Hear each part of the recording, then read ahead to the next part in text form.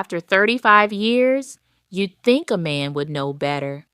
But there he was, standing in the hallway with his arms crossed, looking at me like I'd just confessed to robbing a bank. "From now on," he said, "if you want something, you buy it yourself. I'm not your ATM, Margaret. I never signed up to fund your whole lifestyle." I was holding a bag from the pharmacy, vitamins, a heating pad for my back, and a birthday card for his mother. I looked at him for a long moment. Then I said, "Okay, Dennis, whatever you want." He blinked. He'd expected something else. Crying, maybe, begging. That's what 35 years had taught him to expect. But I had been a night shift nurse for 32 of those years. I had seen things that would make a grown man weep. I did not cry easily, and I had a very good memory. Welcome to Twisted QVX Stories. I'm so glad you're here today, and I truly hope you'll stay until the end, because this one took me a long time to live through and even longer to understand.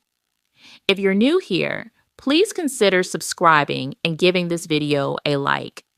It means more than you know. Now let me tell you about the 30 days that changed everything. My name is Margaret.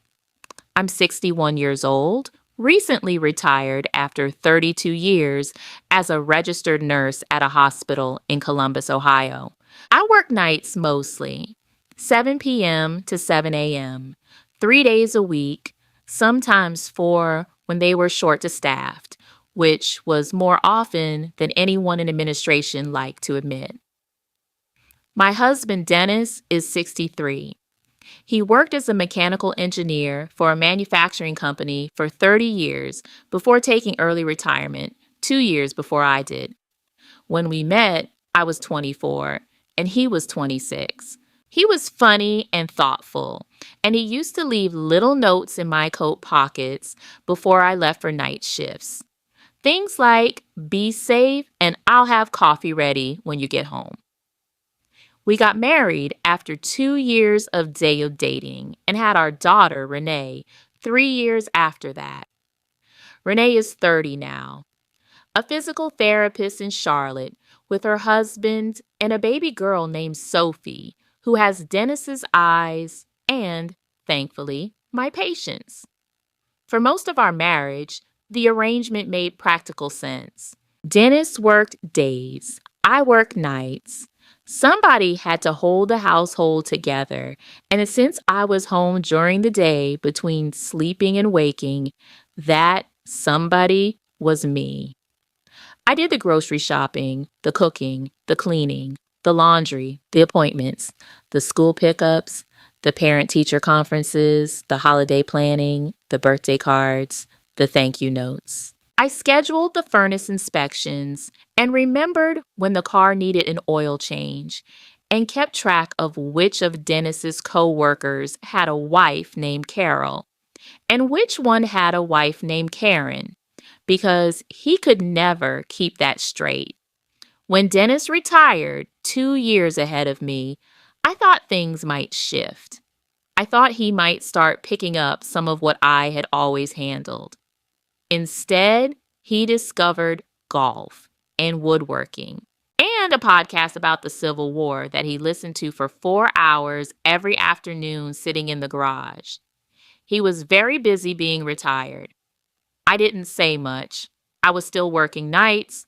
I told myself I'd address it when I retired, when we'd finally be on the same schedule and could figure out a new rhythm together. I retired 11 months ago. The new rhythm never came. What came instead was Dennis, more present in the house than he had ever been, noticing things he had never noticed before. Not the things I was doing, the things I was spending. Why did I buy the expensive paper towels when the cheap ones work just as well? Did I really need another cardigan? I had plenty of cardigans. Why was the electric bill so high? Was I leaving lights on? The grocery receipts started disappearing from the counter. I found them later in his desk drawer, annotated. He had circled items in red pen, circled them like a teacher grading a paper, like I was a student and he was checking my work. I had spent 32 years making life or death decisions in a hospital at 2 in the morning. I had held people's hands while they died. I had stayed calm during codes when everyone around me was panicking. And now I was being quizzed on whether we needed both salted and unsalted butter. That was September. In October, Dennis went to a weekend retreat with 3 of his engineering friends. One of those golf and steak and talk about your feelings trips that men of a certain age discover in retirement. He came back with a new vocabulary, words like financial autonomy and individual accountability. His friend Roger apparently had implemented a system with his wife where they each managed their own money and split shared expenses down the middle. Roger called it liberating. Dennis called it inspired. So on a Tuesday evening in November, while I was unpacking a bag from the pharmacy, vitamins, a heating pad, a birthday card for his mother, total cost $14, my husband of 35 years informed me that our finances were being restructured, effective immediately. His pension was his. My pension was mine. We would split the mortgage, the utilities, the groceries down the middle. Everything else was our individual problem. No more pooled money. No more me spending his retirement savings on what he called, and I want to be precise here, your lifestyle maintenance. I said okay. I went to bed that night and I lay there for a long time staring at the ceiling. Then I got up, went to the kitchen table, opened my laptop, and did what 32 years of nursing had trained me to do. I assessed the situation. I made a plan. First, I opened a personal checking account online. It took 11 minutes. I transferred exactly half of our joint savings into it. Dennis wanted separate finances. He was going to get them precisely and completely. Then I opened a spreadsheet, 2 of them, actually. The first was simple. Going forward, I would track every penny I spent and every penny I saved by no longer spending on things I had always covered without discussion. Dennis's dry cleaning, which I dropped off and picked up every other week. His prescription copays, which I had been managing since his pharmacy switched systems 3 years ago, and he couldn't figure out the new app. The wine he liked that I bought, because I knew the brand and he didn't. His mother's birthday gifts, Christmas gifts for his brother's family, the anniversary cards sent to his college roommate and his wife every June. I had been doing all of this with money from our joint account, which had been funded in nearly equal measure by both our salaries for 35 years. But Dennis had never seen it. It had just happened, like weather. The second spreadsheet was the one that took me longer. I went back through 10 years of bank records, which I kept organized in folders in a filing cabinet in the office because I am a nurse and nurses document everything. I began adding up what I had contributed to our shared life beyond what was obvious. The new water heater 6 years ago. I had paid the contractor because Dennis was traveling and someone had to. The repair to the back fence. Renee's bridesmaid dress alterations for her friend's wedding, which we had gifted to her. The flights to Charlotte twice a year to see Renee and the grandbaby, which I always booked and usually paid for because I had more flexibility with my schedule. 3 years of birthday dinners for Dennis's mother at a restaurant she liked, where I always quietly handed my card to the server before anyone could argue. I was not angry when I found these numbers. I was something quieter than angry. I was clarified. The next morning, I woke up at 6:30. My body still running on the schedule it had kept for 3 decades. Dennis slept until 8:30 now, sometimes 9, a luxury of retirement he had taken to with great enthusiasm. I made myself breakfast: oatmeal with blueberries, a cup of coffee, half a grapefruit. I ate sitting by the kitchen window, watching the birds at the feeder I had bought and hung and kept filled for 4 years. Then I went for my morning walk. When I came home, Dennis was in the kitchen looking confused. The coffee maker had finished its cycle, but there was only enough coffee made for 1 cup, which I had already drunk. He opened the refrigerator and stared into it. "Did you make anything?" he asked.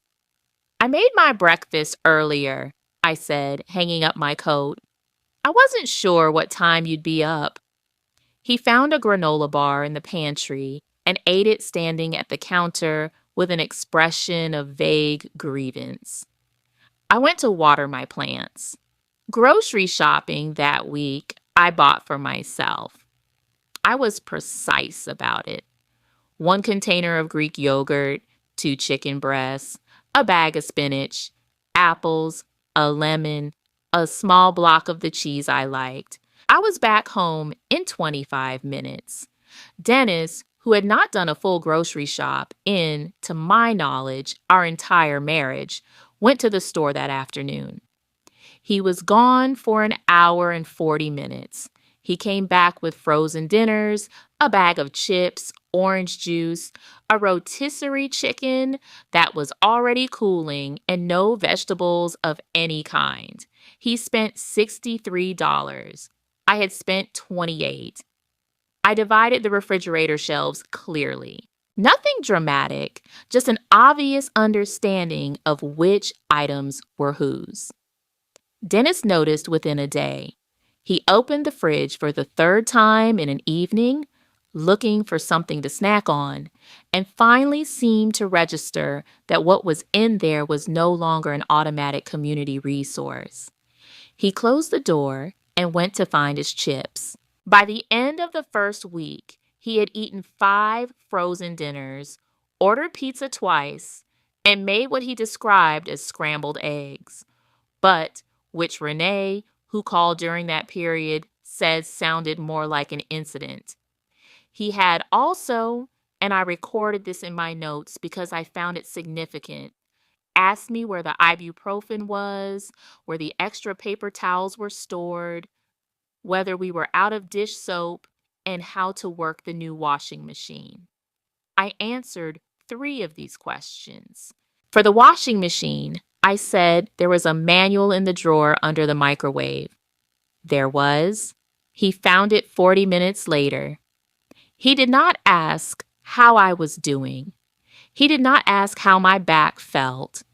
He did not ask about my appointment with my doctor that week, which he knew about because it had been on the shared calendar for a month.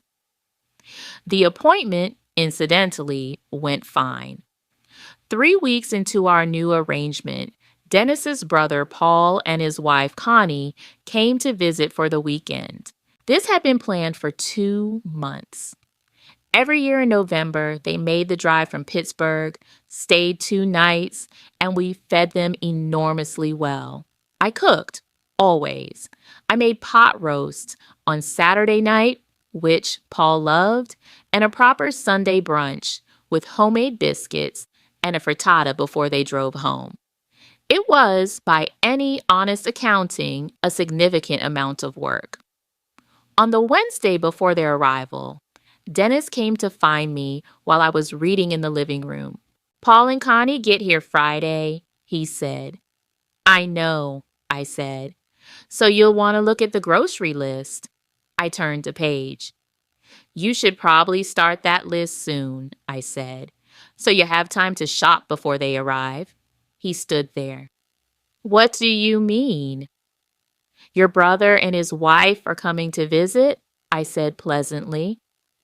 They're your guests, so I imagine you'll want to plan something nice for them. Dennis's face moved through a sequence of expressions I had time to observe clearly. Ruth, you always cook when they visit. Margaret, I said. My name is Margaret. He has called me Ruth exactly once before, when he was extremely tired, but I was in a correcting mood. Sorry, Margaret. You always handle the food when people visit. I did, I said, when we had a shared household budget and I was managing our shared hospitality expenses. Now I'm managing mine. I returned to my book. He stood there another moment and then walked away. To his credit, Dennis tried. He really did. He called Paul on Thursday to quietly ask what Connie liked to eat, which I found touching in a sad sort of way. He went to the grocery store twice. He watched 3 YouTube videos about how to make pot roast. The result on Saturday night was something that was technically pot roast, in the sense that there was a cut of beef and some carrots in a pot. Paul ate 2 servings because Paul is kind and also very hungry after a long drive. Connie ate one and said it was hearty. I had made myself pasta with a sauce from tomatoes I'd roasted that afternoon, which smelled wonderful, and I ate it at the kitchen island while reading the news on my phone. Connie came and sat next to me. She is 61, same as me, a retired school librarian, and one of my favorite people. She looked at my pasta. She looked at the pot roast situation on the table. She looked at me with eyebrows raised very slightly, and I looked back at her, and we had an entire conversation without saying a word. Sunday morning, Dennis attempted biscuits using a recipe he found online. They were flat, not inedible, just very flat, like someone had pressed down on them with great conviction right before they went into the oven. He brought them to the table with a kind of quiet suffering that I recognized from the hospital as a look of a person who knows things are not going well, but is committed to continuing anyway. I had made myself a proper biscuit from a recipe I have been using for 20 years, light and tall, and I ate it with butter and honey while reading a letter from Renee. Later, while Dennis was helping Paul load the car, Connie came to find me in the kitchen. She put her hand on my arm. "What's happening?" she said, because she had been a school librarian, and the school librarians know when a story is being told below the surface. I told her, not everything, just the shape of it. Dennis and his new system, the financial separation, the 35 years. She listened without interrupting, which is another thing good librarians know how to do. When I finished, she was quiet for a moment. Then she said, "Do you know what Paul said to me last night? He said he felt bad for Dennis. I asked him why." She paused. "He said because he's just now figuring out what he's been living off of for 30 years, and it isn't money." I stood in my kitchen after they left, and I thought about that for a long time. 2 weeks later, Renee called on a Sunday afternoon. She knew something was off. She had a mother's instinct even from 600 miles away, which I suppose she inherited from me. We talked for a while, and at some point, Dennis wandered in and picked up his phone and, without quite meaning to, mentioned the arrangement. Renee was quiet on the line. I could hear Sophie making sounds in the background. Then Renee said, Dad, I'm going to ask you something, and I need you to really hear it. Okay, Dennis said. When I had pneumonia when I was 9, do you remember who slept in my room for 4 nights? Dennis said nothing.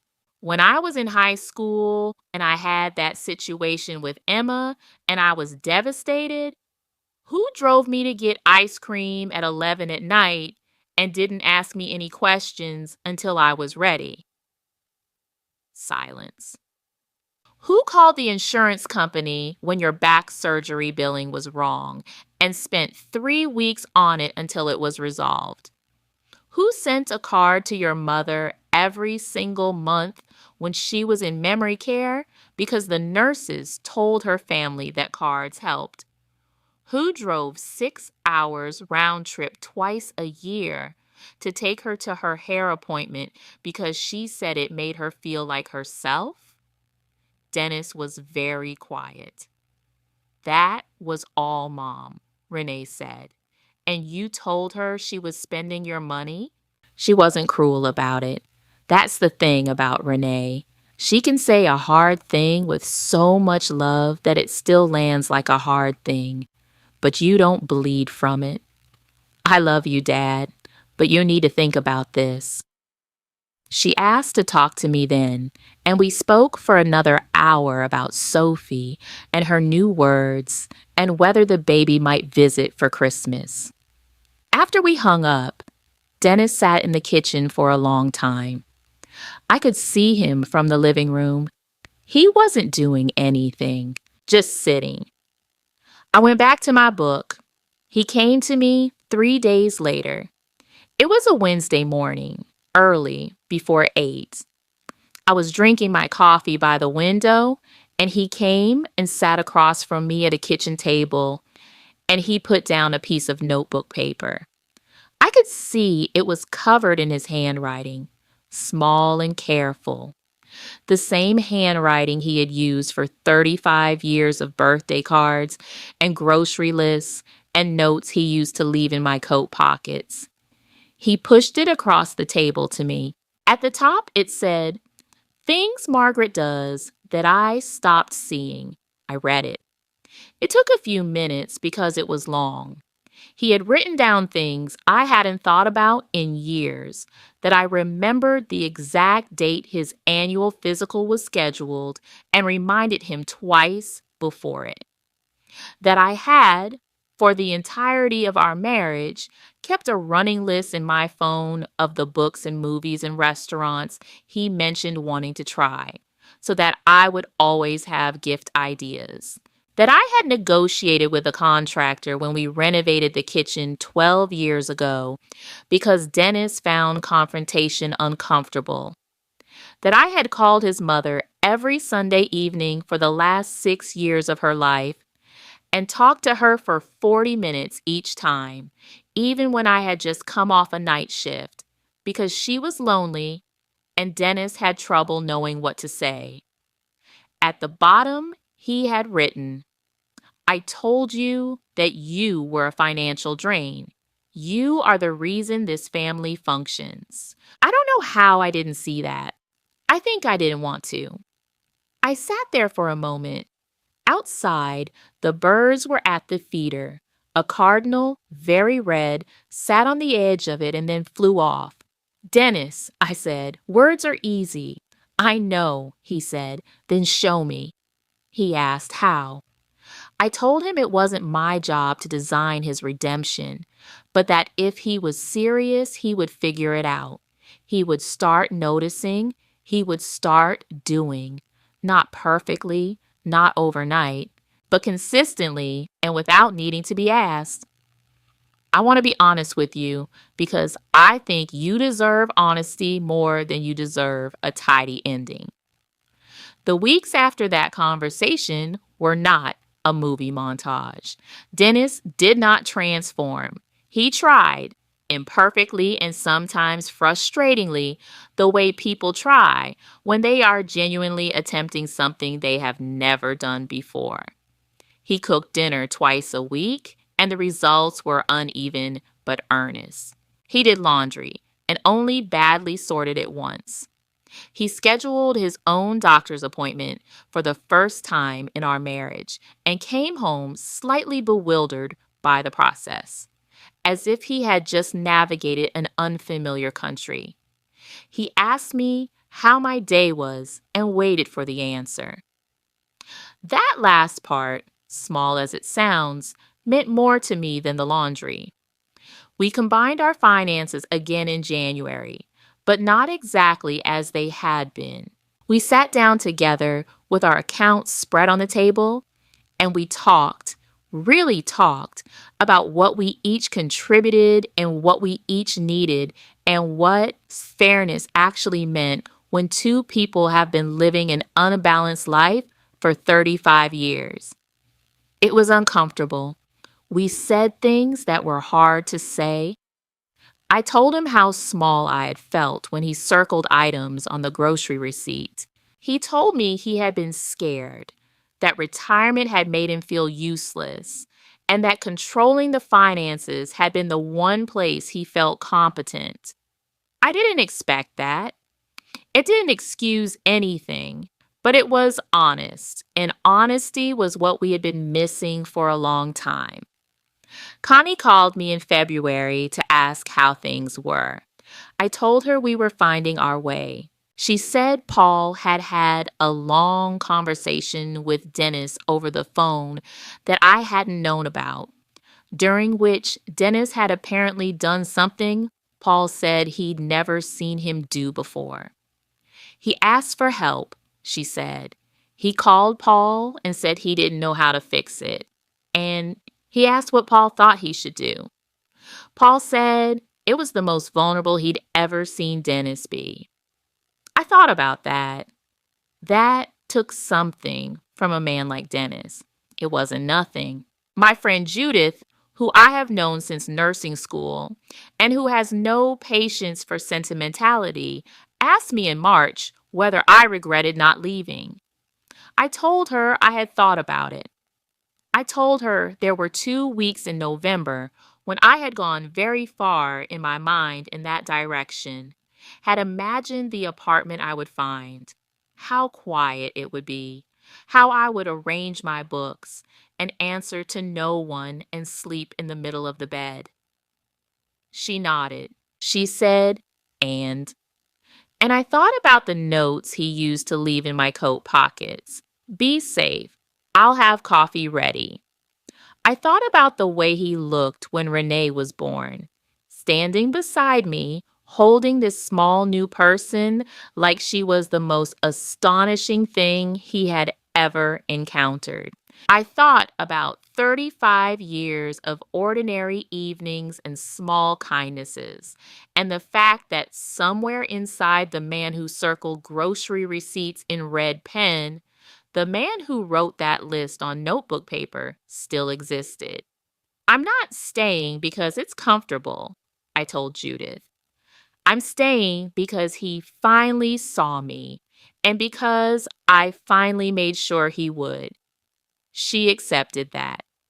Judith has never been one to argue with a woman who knows her own mind. What I know now, at 61 years old, with 32 years of nursing behind me, and 35 years of marriage, and a granddaughter who has just learned the word more and applies it to everything, is this. The most dangerous thing that can happen in a long marriage is not fighting, it's disappearing. It's the slow, quiet process of becoming invisible because your contributions are so consistent that they stop being noticed and then stop being valued and then get mistaken for nothing at all. I disappeared for a long time. I let it happen, partly because I was tired, and partly because making myself visible felt like one more task on an already long list. But I was wrong about that. Visibility is not a task. It is a requirement. You cannot love someone well if you cannot see them. And you cannot be loved well if you allow yourself to remain unseen. To anyone watching this who recognizes themselves in what I've described, I want to say this clearly. You are not the background of your own life. The things you do that no one notices are real, and they have value, and you have every right to stop doing them until someone proves they understand that. Not out of cruelty, out of clarity. Because sometimes the only way to make the invisible visible is to let it disappear and watch what happens next. Dennis is in the garage right now. He's building a birdhouse, which Renee asked him to make for Sophie's backyard. He has been working on it for 3 weeks and consulted me twice about the dimensions, which I found charming. He knocked on my office door yesterday to ask if I wanted tea. I said yes. He brought it without being asked again. That's what 35 years looks like when someone finally decides to pay attention. Imperfect, still learning, but paying attention. I'm so glad you stayed with me today. If this story meant something to you, please give it a like and subscribe to Twisted Q the X Stories. I share new stories here every single day. I'd love to know where you're watching from, so leave a comment with your city and what time it is there. And now I have 2 more stories ready for you. They'll appear on your screen in just a moment. I'll see you in the next one.